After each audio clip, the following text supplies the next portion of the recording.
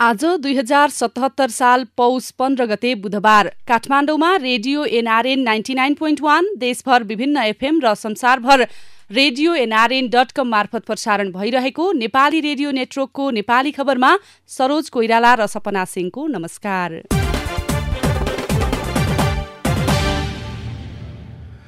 नेकपा विरुद्ध नेकपा नै उत्रियो सड़कमा, ओली नसचिए आन्दोलनको आँधी ल्याउने चेतावनी, सरकार काम चलाउ भएको दावी, 39 विधेयक स्वत निष्क्रिय, 11 महिनापछि कोरोना संक्रमण दर ओह्रालो लगायतका खबर आजका पत्र पत्रिकाको अघिल्लो पृष्ठमा छापिएका छन्। गोरखापत्र दैनिकमा छापिएको दलितका छोरा संस्कृतमा शास्त्री शीर्षकको खबरलाई हामीले आजको खास खबर बनाएका छौं। दलितले वेद पढ्न हुँदैन भन्ने समाजमा हुर्केका बैतडीका कृष्ण दमाईले संस्कृत विषयमा शास्त्री अर्थात स्नातक तह उत्तीर्ण गर्नुभएको छ। 4 कक्षामा पढ्दा दलितले वेद पुराण पढ्न हुँदैन भन्ने कुरा सुन्नुभएका शास्त्री उत्तीर्ण गर्नुभएका कृष्ण दमाई अहिले आचार्य स्नाकोत्तरको पढाइ समेत पूरा गर्नेतिर लाग्नु भएको छ। बैतडीको शिवनाथ गाउँपालिका 5 बकुन्नाका कृष्ण दमाई हाल कञ्चनपुर जिल्लाको भीमदत्त नगरपालिका 3 तिलकपुरमा बस्नुहुन्छ। बैतडीको शिवनाथ गाउँपालिकाको दुर्गम गाउँका कृष्ण दमाईको परिवार जातीय विभेद र गरीबी सहन नसकेर कुम्लो बोकेर तराई झरेको बताउनुहुन्छ।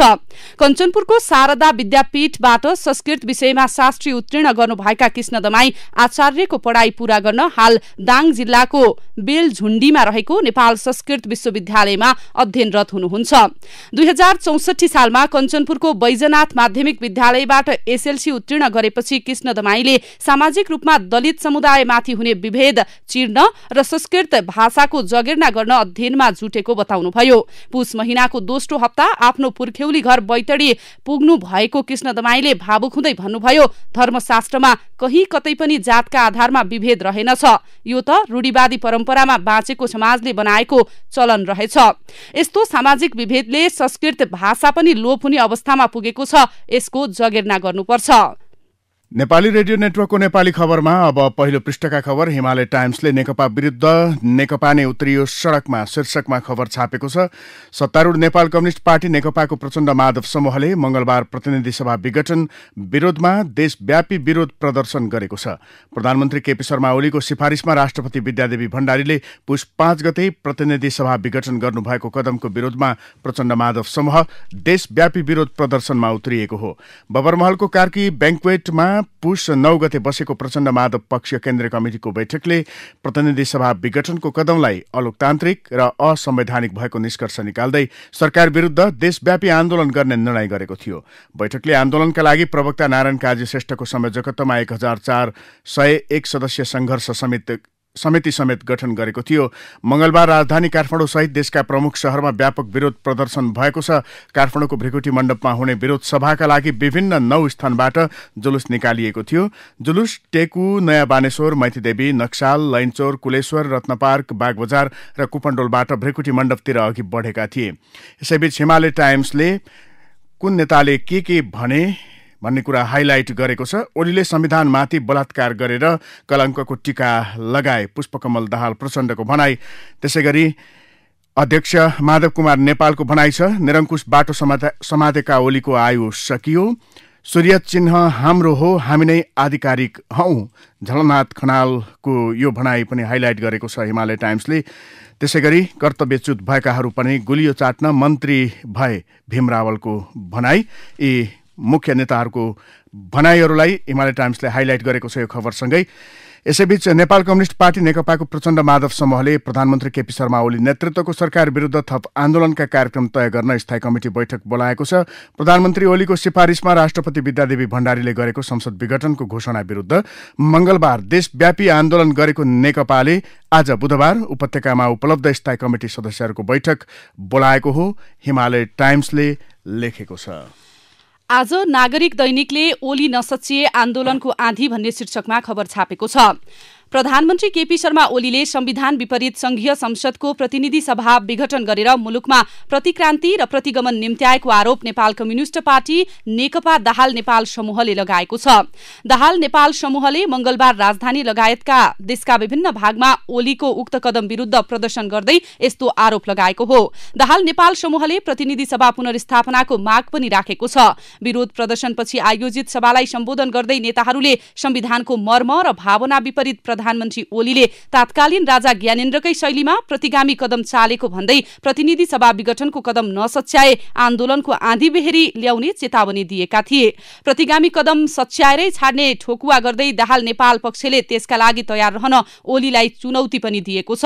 जे गर्न सक्छौ गर, हामी अन्तिम समयसम्म पनि छाड्दैनौ। काठमाडौँको भ्रिकुटी मण्डपमा आयोजित सभालाई सम्बोधन गर्दै नेकपा दाहाल समूहका अध्यक्ष पुष्पकमल दाहालले भने, वैशाखपछि ओली प्रधानमन्त्री पनि रहँदैनन्। नेपालको राजनीतिक इतिहासबाट तिनको पत्ता साफ हुनेवाला छ।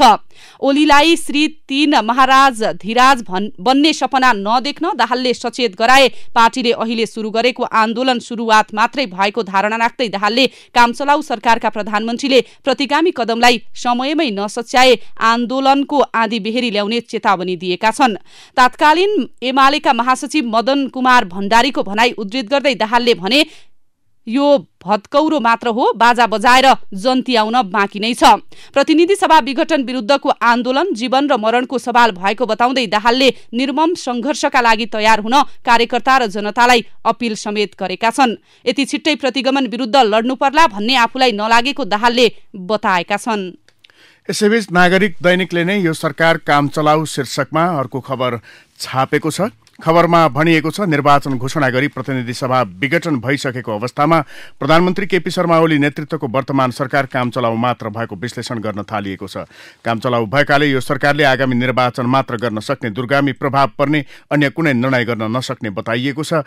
काम चलाऊ सरकारका प्रधानमन्त्री ओली र उनका मन्त्रीहरूले यो सरकार पूर्णकालीन भएको दावी गरिरहे पनि कानूनविद राजनीतिक कर्मीले यो सरकार काम चलाऊ भएको स्पष्ट पारेका छन्। उनीहरूका अनुसार संसद प्रति जिम्मेवार हुनुपर्ने सरकारले त्यही संसद विघटन गरेर मध्यावधि निर्वाचन घोषणा गरेपछि अब त्यसले चुनाव गराउने बाहेक अन्य कुनै निर्णय लिनु असंवैधानिक हुन्छ। काम चलाऊ प्रधानमन्त्री ओली आफैले विगतमा गरेका क्रियाकलापलाई हेर्दा पनि अब यो सरकारले चुनाव मात्रै गर्न सक्ने स्पष्ट हुन्छ। यस्तै गोरखापत्रले पहिलो पृष्ठमा 29 विधेयक स्वतः निष्क्रिय भन्ने खबर छापेको छ। प्रतिनिधि सभा विघटनसँगै विचाराधीन 39 विधेयक स्वतः निष्क्रिय भएका छन्। संवैधानिक व्यवस्था अनुसार सभा विघटनसँगै विधेयक स्वतः निष्क्रिय भएका हुन्। प्रतिनिधि सभामा विचाराधीन रहेका र प्रतिनिधि सभाबाट पारित भई राष्ट्रिय सभामा विचाराधीन रहेका विधेयक स्वतः निष्क्रिय भएका छन्। राष्ट्रिय सभामा उत्पत्ति भई विचाराधीन रहेका विधेयक भने सोही सभामा मात्र प्रक्रिया अगाडि बढ्नेछन्। संघीय संसद सचिवालयका प्रवक्ता डाक्टर रोजनाथ पाण्डेले विघटनपछि विधेयक स्वतः निष्क्रिय हुने बताउनुभयो। पाण्डेले भन्नुभयो, सभा नभएपछि स्वतः विधेयक निष्क्रिय भएका छन्। प्रतिनिधि सभाको हकमा 38 विधेयक छन्। प्रतिनिधि सभाबाट पारित भई राष्ट्रिय सभामा विचाराधीन 1 विधेयक छ।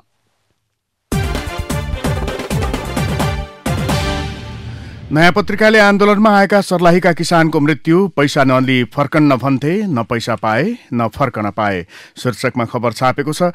अन्नपूर्ण चिनी उद्योगबाट उनले उखुको बक्यौता बापत 24,63,000 रुपैयाँ उठाउन बाँकी थियो। तर सर्लाहीको धनकौल गाउँपालिका 7 का किसान नारायण रायले खेती गर्न लिएको 18 लाख रुपैयाँ ऋण तिर्न सकेका थिएनन्। साहुकार र सहकारीको चर्को ब्याजको ऋणको दबावमा रहेका उनी चिनी मिलबाट बक्यौता उठाइदिन सरकारलाई दबाव दिने उद्देश्यले आन्दोलनका लागि काठमाडौँ आएका थिए। काठमाडौँको चिसोमा 16 दिनदेखि आन्दोलन गरेपछि सरकार र उखु किसान बीच 21 दिनभित्र बक्यौता उठाइदिने सहमति भयो। किसानले आन्दोलन फिर्ता लिए, तर सरकारसँग उधारो सहमति गरेको भन्दै असन्तुष्ट नारायण राय यतिका दिन काठमाडौँमा आन्दोलन गर्दा पनि बक्यौता नउठेकोमा दबावमा थिए। यही बीच हृदयघातका कारण मंगलबार काठमाडौँको बाँसबारी स्थित गंगालाल हृदयरोग केन्द्रमा उनको ज्यान गयो। सरकारी तथ्याङ्कमा रहेको 66 करोड 21 दिनमा भुक्तानी गर्ने सहमति अनुसार आन्दोलन स्थगित गरेकोमा उनले फोन मार्फत असन्तुष्टि जनाएको सर्लाहीका प्रदेश सभा सदस्य केदार नन्दन चौधरीले बताए। मलाई सोमबार साँझ फोन गरेको थियो। साथीहरूले आन्दोलन स्थगित गरेर राम्रो गरेनन्। सरकारले यसपटक पनि आश्वासन मात्र दिएको हो, पैसा दिलाउँदैन भनेर उनले चिन्ता राखेका थिए। मंगलबार दिउँसो गंगालाल अस्पताल पुगेका चौधरीले भने, नयाँ पत्रिकाले छापेको छ। यस्तै गोरखापत्र दैनिकले दाना खुरकोट प्रसारण लाइन तयार भन्ने शीर्षकको खबर छापेको छ। कालीगण्डकी नदी बहाव क्षेत्रमा बनेका विभिन्न जलविद्युत आयोजनाबाट उत्पादित विद्युतलाई राष्ट्रिय प्रसारण लाइनमा जोड्ने संरचना कालीगण्डकी करिडोर दाना खुरकोट प्रसारण लाइन तयार भएको छ। म्याग्दीको दानामा निर्माण भएको सब स्टेशन, पर्वतको खुरकोटमा बनेको अर्को सब स्टेशन र बीचमा 110 टावर र 39.6 किलोमिटर तार टाङ्ने लगायतका सबै काम सकिएको हो। दाना खुरकोट प्रसारण लाइन पुस मसान्त भित्रै चार्ज गर्ने नेपाल विद्युत प्राधिकरणका निमित्त कार्यकारी निर्देशक हितेन्द्र देव साक्यले जानकारी दिनुभएको छ। नेपाल विद्युत प्राधिकरण आयोजना व्यवस्थापन निर्देशनालयका प्रमुख मनोज सिलवालका अनुसार निर्धारित समयमा सम्पन्न हुन नसके पनि अरू आयोजनाको तुलनामा यो प्रसारण लाइन छिटो तयार भएको हो। उहाँले अब आन्तरिक परीक्षणपछि प्रसारण लाइन चार्ज गर्ने अन्तिम तयारीमा रहेको बताउनु भएको छ। यता अघिल्लो साता नौ वाणिज्य ब्याङ्कले दोलखाको बिगु गाउँपालिकामा निर्माण भइरहेको लाप्चे जलविद्युत आयोजनामा 19 अर्ब 65 करोड रुपैयाँ मिलेर लगानी गर्ने सम्झौता गरे। सरकारी स्वामित्वको नेपाल ब्याङ्कले 5 अर्ब रुपैयाँ लगानी गर्ने सम्झौता गरेको उक्त आयोजनामा इन्भेस्टमेन्ट ब्याङ्कले 3 अर्ब 50 करोड, राष्ट्रिय वाणिज्य, हिमालयन ब्याङ्क तथा कर्मचारी सञ्चय कोषले 2 अर्ब रुपैयाँ लगानी गर्ने सहमति गरे। 160 मेगावाट विद्युत उत्पादन क्षमताको उक्त आयोजनामा लक्ष्मी, कृषि विकास, SBI ब्याङ्क अफ काठमाडौँ लगायत वित्तीय संस्थाले पनि लगानी गर्ने सम्झौता गरेका छन्। विकास निर्माणका काममा लगानी गर्न स्थापना गरिएको इन्फ्रास्ट्रक्चर ब्याङ्कले पहिलो लगानी कास्कीको माछापुच्छ्रे र सर्दी खोला गाउँपालिकामा अवस्थित करुवा सेती हाइड्रो पावरमा गर्यो। उक्त परियोजनामा इन्फ्रास्ट्रक्चर सहित हिमालयन र सानिमा ब्याङ्कले 5 अर्ब 80 करोड रुपैयाँ लगानी गर्ने सम्झौता गरेका छन्। पूर्वाधारमा ब्याङ्कको 3 खर्ब शीर्षकमा नागरिक दैनिकले यो खबर अघिल्लो पृष्ठमा छापेको हो। नेपाली खबरमा अब भित्री पृष्ठका खबर। देशभरका नेवार समुदाय बुधबार घर घरमा योमरी, एक प्रकारको रोटी पकाएर योमरी पूर्णिमा मनाउँदैछन्। नेपाल भाषामा योको अर्थ मनपर्ने र मरीको अर्थ रोटी हो। यस अर्थमा योमरीको अर्थ मनपर्ने रोटी हो। नेवार समुदायले प्रत्येक वर्ष मङ्सिर शुक्ल पूर्णिमाको दिन विशेष प्रकारको रोटी योमरी पकाएर खाई योमरी पुन्ही मनाउँदछन्। सिन्धुलीको दुधौली नगरपालिका 11 टाँचीका महिलाले उत्पादन गरेका टुनाटपुरी युरोपमा निर्यात हुन थालेका छन्। 6000 टपरी महिला उद्यमी महासंघ नेपाल काठमाडौँले जर्मनी पठाएको हो। महासंघका बजार विकास अधिकृत भूपेन्द्र लम्सालका अनुसार बन्दाबन्दीको केही अघि टुनाटपरी जर्मन पठाइएको थियो, तर बन्दाबन्दीपछि युरोप उडान बन्द भएकाले पठाउन नसकिएको बताउनु भएको छ। नेपाल आयल निगमले पाइपबाट पेट्रोलियम पदार्थ ढुवानी गर्न सुरु गरेपछि 1 वर्षमा करिब 2.25 अर्ब रुपैयाँ बचत भएको छ। निगमले मोतिहारी अमलेखगञ्ज पेट्रोलियम पाइपलाइन निर्माण गरेर पाइपबाट डिजल ढुवानी सुरु गरेपछि 1 वर्षमा 1 अर्ब 76 करोड रुपैयाँ जोगिएको हो। दक्षिण कोरियाको मानव संशोधन विकास विभाग HRDले सन् 2021मा रोजगारी अनुमति प्रणाली EPS मार्फत दक्षिण कोरिया जानेका लागि पहिलो पटक कम्प्युटरको माध्यमबाट परीक्षा सञ्चालन गर्ने तयारी थालेको छ। वैदेशिक रोजगार विभाग अन्तर्गतको EPS शाखाले यसको तयारीका लागि दक्षिण कोरिया HRDको प्राविधिक टोली नेपाल आएर प्राविधिक परीक्षण सुरु गरेको हो। उक्त टोली यही साता नेपाल आएको शाखाले जनाएको छ। वाणिज्य ब्याङ्कहरूले संकलन भएको निक्षेपलाई लगानी गर्न नसकेपछि निक्षेपकर्तालाई दिने ब्याज दर कटौती गर्न थालेका छन्। केही समय अघि मौद्रिक नीतिको पहिलो त्रैमासिक परीक्षा मार्फत नेपाल राष्ट्र ब्याङ्कले साधारण बचत र मुद्दती निक्षेप बीचको ब्याज दर अन्तर 5% भन्दा बढी हुन नहुने निर्देशन दिएको थियो। खाडी मुलुकको धमाधम अन्तर्राष्ट्रिय उडान बन्द गर्न थालेका छन्। दक्षिण अफ्रिका र युरोपका देशमा नयाँ खालको कोरोना भाइरस फैलिन थालेपछि खाडीका देश साउदी अरब, ओमान, कुवेतले अन्तर्राष्ट्रिय उडान बन्द घोषणा गरेका हुन्। साउदीले सोमबारदेखि नै लागू हुने गरी व्यावसायिक यात्रुवाहक हवाई उडान 1 साताका लागि स्थगित गर्ने घोषणा गरेको छ। दक्षिण अफ्रिका र युरोपका देशमा नयाँ स्वरूपको कोरोना भाइरस फैलिन थालेपछि साउदी अरबले 1 साताका लागि यात्रुवाहक हवाई उडान बन्द गर्ने घोषणा गरेको थियो। निर्माणाधीन फाल्गुनन्द सुकेलुम्बा विमानस्थलबाट आउँदो वैशाखदेखि उडान अवतरण गर्न पाइने भएको छ। करिब 3 महिनामा धावन मार्गको कालो पत्रे सक्ने गरी काम भइरहेकाले वैशाखदेखि उडान अवतरण गर्न सकिने भएको हो। अहिले धमाधम धावन मार्ग कालो पत्रेको आधार तयार गरिँदैछ। नेपालको श्रम बजारलाई व्यवस्थित बनाउने उद्देश्यका साथ परियोजना कार्यान्वयनका लागि नेपाल उद्योग वाणिज्य महासंघ र ब्रिटिश काउन्सिल बीचको सम्झौता कार्यान्वयन अनुसार प्रदेश स्तरीय कार्यक्रमको सुरुवात सुर्खेतबाट भएको छ। सुर्खेतको वीरेन्द्रनगरमा कर्णाली प्रदेश सभाका सभामुख राजबहादुर शाहीले कार्यक्रमको उद्घाटन गर्दै विकास कार्यलाई आधुनिकता दिन दक्ष कामदार उत्पादन गर्न निजी क्षेत्रले सरकारलाई सहयोग गर्नुपर्ने बताउनु भएको छ। स्याङ्जाको गलाङ नगरपालिका 8 मा धेरै प्रयासपछि खोलिएको डिप्लोमा इन सिभिल इन्जिनियरिङमा विद्यार्थी अभाव देखिएको छ। 48 जनाको कोटा रहेको त्यहाँको महेन्द्र दर्शन माध्यमिक विद्यालयको प्राविधिक शिक्षामा अध्ययन गर्ने विद्यार्थी भने आधा मात्रै भर्ना भएका हुन्। नगरपालिका र विद्यालयले प्राविधिक शिक्षालाई जोड दिँदै विद्यालयमा इन्जिनियरिङ अध्ययन सञ्चालन गरे पनि विद्यार्थीको कमी देखिएको प्रधानाध्यापक कुलानन्द खनालले बताउनुभयो। अब शेयर बजारको कारोबार मापक सूचक नेप्से लगभग स्थिर देखिएको छ। बुधबार नेप्से 5.57 अंकले बढेर 2012 बिन्दुमा पुगेको हो। लाभांशका लागि अधिकांशको बुक क्लोज मिति नजिकिए पनि बजारले वृद्धिको बाटो समात्न सकिरहेको छैन।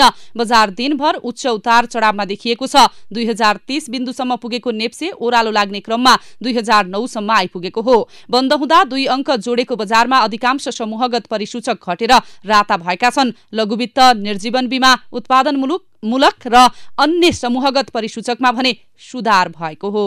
अब विदेशका खबर। बंगलादेशमा शरणार्थीका रूपमा रहेका रोहिंग्या मुस्लिम समुदायका केही व्यक्तिलाई 4वटा नौसैनिक जहाजमा राखेर मंगलबार अन्यत्र स्थानान्तरण गरिएको छ। बंगलादेशले हाल रोहिंग्या शरणार्थी शिविरमा निकै भीड़ भएको भन्दै बंगलादेशकै अर्को टापुमा केही शरणार्थीलाई स्थानान्तरण गर्ने प्रक्रिया थालेको छ। रोहिंग्या शरणार्थीलाई उनीहरूकै मुलुक म्यानमार फर्काउने विषयमा भइरहेका प्रयास तत्कालका लागि सफल नभएपछि बंगलादेशले नयाँ कदम चालेको हो।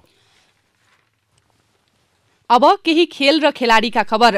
दाङको लमहीमा जारी महिला प्रधानमन्त्री कप राष्ट्रिय क्रिकेट प्रतियोगितामा एपीएफ समूह 1 को विजेता बनेको छ। यसअघि नै लगातार 2 खेल जितेर सेमिफाइनलमा स्थान बनाइसकेको एपीएफले समूहको अन्तिम खेलमा लुम्बिनी प्रदेशलाई 61 रनले पराजित गर्दै समूह विजेता बनेको हो। जितसँगै एपीएफ समूहमा अपराजित रह्यो।